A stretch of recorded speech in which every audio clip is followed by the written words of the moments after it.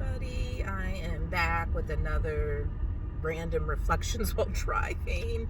Um, Today I've been thinking a lot about neurodivergence and, really what does that mean? I obviously know the technical definition of it, but it's interesting to me because just again, using my own experiences, I feel like there's a lot of aspects of people's personalities that get labeled as like disabilities and stuff, when I think the reality is that as a society as a whole, we have been conditioned to view these things as flaws, and the needs of people with varying ways of thinking, stuff like that, were not centered as society was being built and designed. And so therefore they're disabled because their needs weren't centered. So it's not them being less than, it's really because our society is another form of supremacy, has decided that certain attributes are more favorable than others. So an example is like when I was younger and in school, I would constantly get feedback that I needed to speak up more. I needed to like talk more. Well, later in my life, I learned that, I'm an introvert. That's just me. I'm an introvert. But at the time, I would see these comments on my, progress reports, my report cards and stuff like that. And so I viewed it as a bad thing, and I became extremely self-conscious about it. And if you know how anxiety and stress work, the more that you worry about something, the less likely you are to do that thing. So it really, really hampered me throughout my life. And instead of that being seen as a good attribute, or even just a neutral, why don't we let go of, putting labels on certain things? But instead of that being viewed as neutral or good, it was seen as a defect. And instead of the teachers finding different ways to engage me that are more in line with who I am at my core, it was using shame or putting me on the spot, which, you know what? That's a surefire way to make me go blank in my brain, by putting me on the spot like that. But I encountered it in many other aspects of my personality. I do consider myself to be neurodivergent, not because I have any of the diagnoses that are typically associated with neurodivergence, but because I absolutely know my brain works very differently than what has been defined as neurotypical. I process information very differently than people. I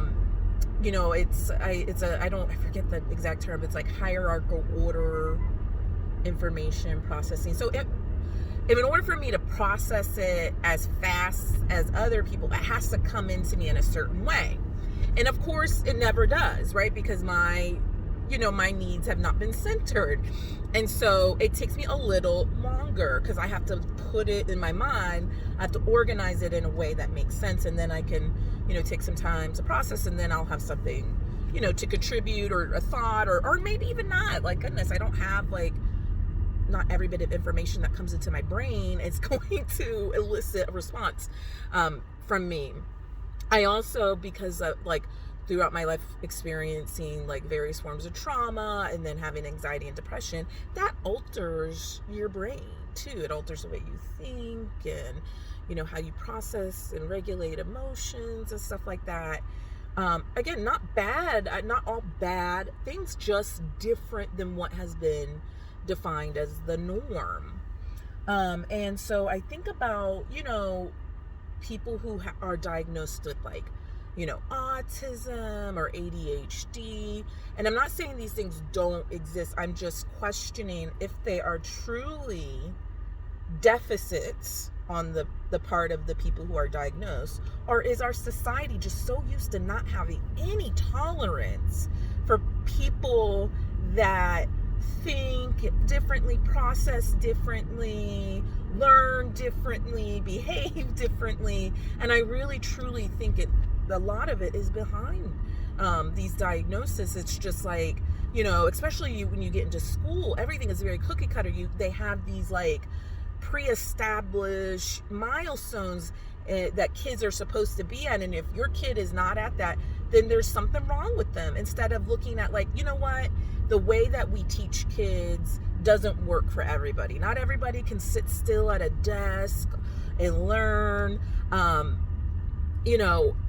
It's just, we're treating our kids like one size fit all. We're treating everybody one size fit all.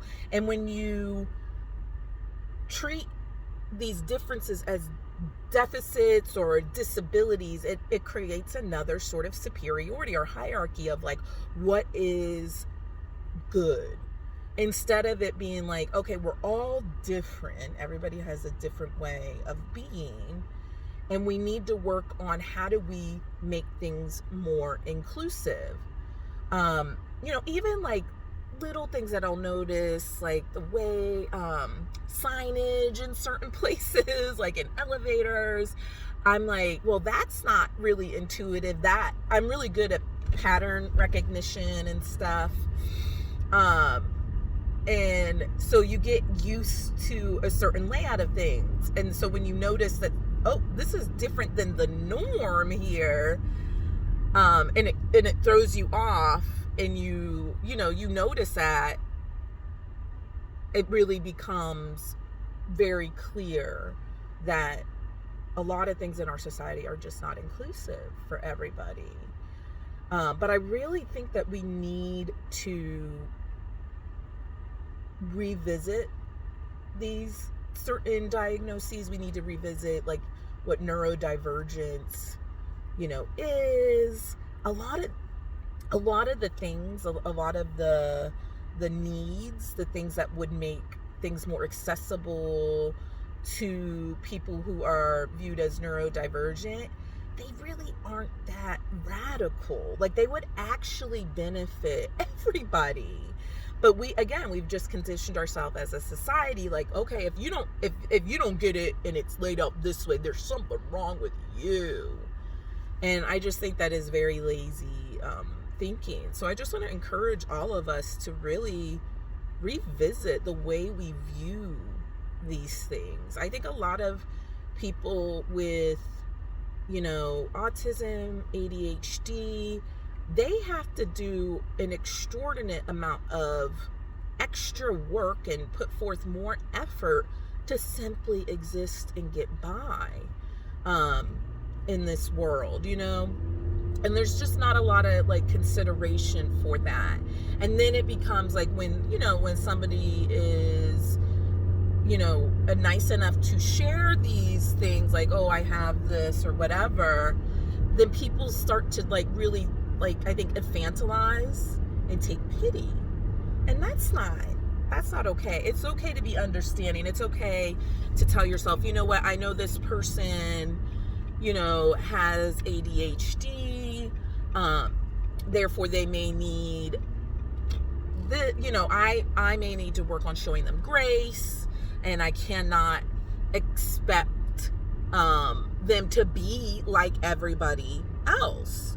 And that is okay, because believe me, they bring value in a different way.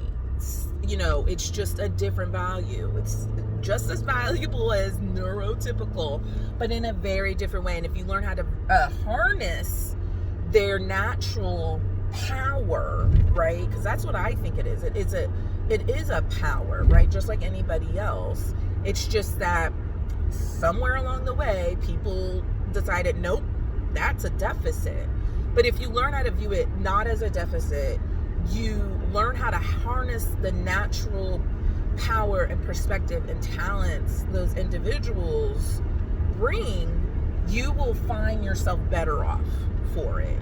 You will find yourself with vital insights, information, getting things done, faster, better, all of that. But we truly need to deconstruct as a society how we view differences in how people process information, how they choose to show that they're engaged, how they learn, how they communicate, instead of trying to say one is better and more effective than the other. They're just different, and we need to adapt and be flexible. So yeah, I'd love to hear your thoughts on the topic, and please let me know what you think in the comments, and hopefully people can relate to this. I know it's something that has like I said, it really, when I was younger, it really hampered me a lot when I got feedback around something that was just part of my nature. Like, I'm never going to be the person who is in a business meeting and there's a bunch of talking. I'm not going to try to participate in that. If people want to compete for air, then go for it, knock themselves out. But I'm listening and I'm digesting, and maybe in an hour or two I might have a thought around something that is just as valuable as if I had that thought on the spot. And one other thing, I don't want to go off on a tangent because I am trying to wrap up the video, but I will say that for the people who do talk first, most, loudest, from my perspective, it oftentimes is seen as just using a bunch of filler words. It's like, what are you really saying?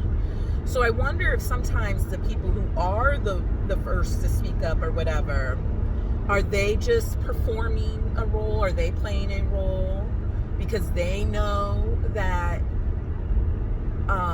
people who talk a lot are seen as more effective than people who are quiet and thoughtful?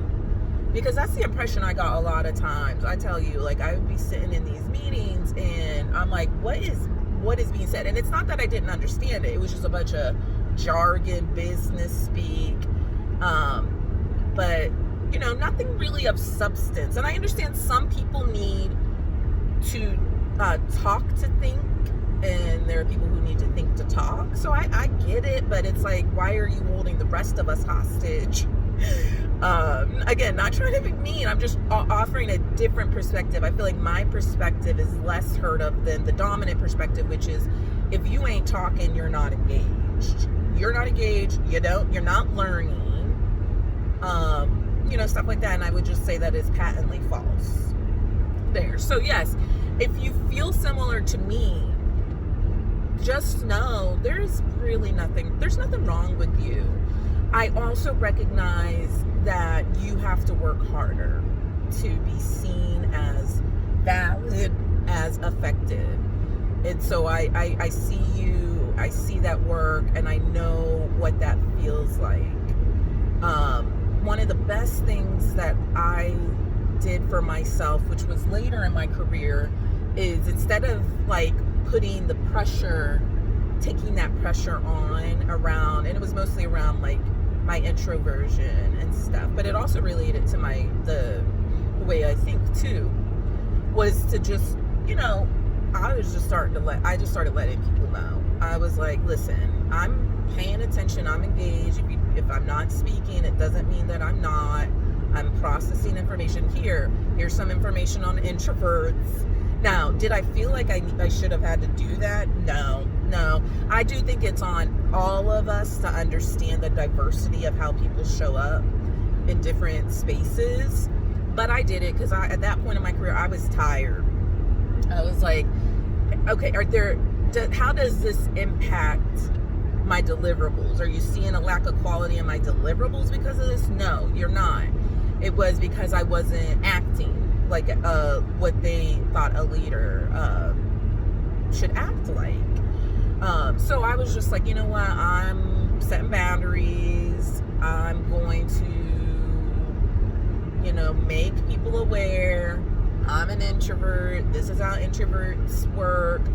It is not a choice that I make. It's not a preference.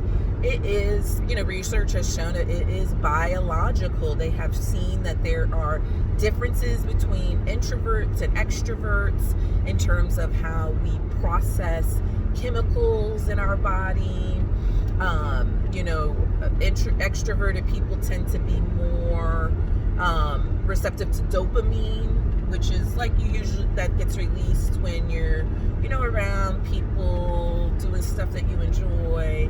Whereas introverts, and I blank on the name of this chemical all the time, I think it's like acetylcholine or something like that. They found that that's what we respond better to, and that is more in play when you're with yourself and you're, in your mind and everything. They also found that introverts have longer neural pathways, which is why, sometimes it can take us longer to access information and have a thought right there on the spot. And so it's just, to me, I don't think of it as a disability. It has come to my benefit so many times in my life where I have taken, some time to really think about something before forming an opinion, to really marinate on a problem, see it from different angles, and then have to me, I feel like a very robust and rich response at that point, or idea or whatever it, was needed. So it's always benefited me, but because outwardly I'm not at times, talkative or whatever, people still choose to make inferences and assumptions around what's behind that versus just listening to me or asking me. So I know a lot of people can relate to this. So I just, really want to encourage all of us as individuals to be more accepting, to keep an open mind, and just know that, there are many different ways in which things like engagement and leadership and knowing somebody cares, how that can show up from people. And we really need to take the time to get to know people as individuals, and then also, look for where people are being left out just because that has not been the norm in our society.